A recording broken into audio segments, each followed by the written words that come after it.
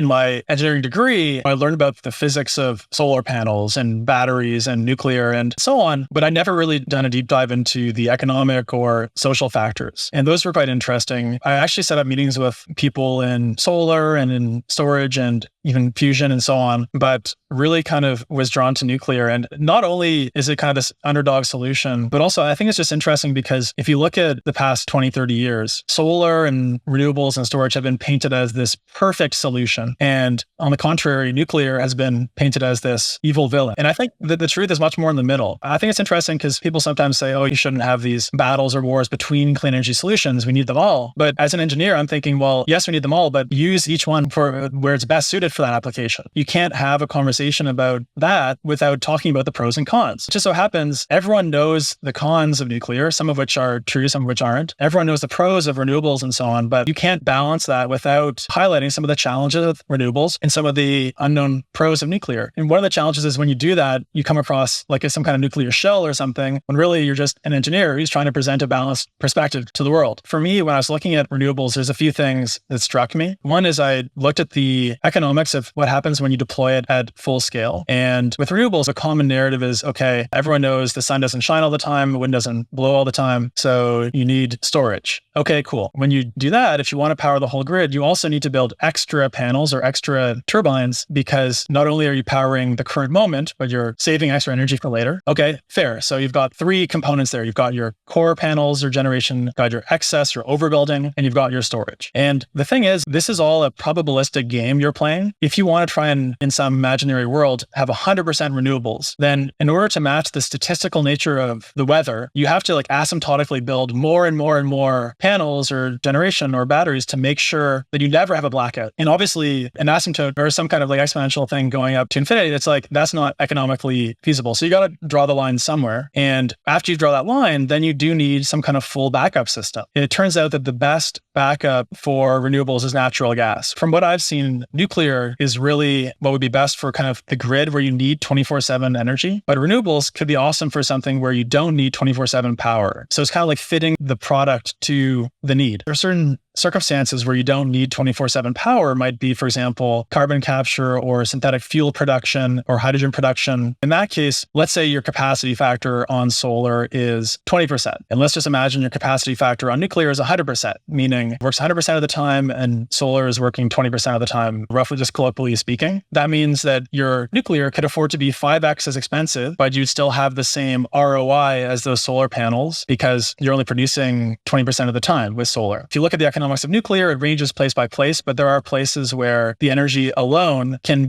work more in solar's favor there. So solar can be cheaper than a fifth of the cost of nuclear in some places. In that case, I think solar is great. I think that's the key thing is we have to look at which energy source is most well suited to which application.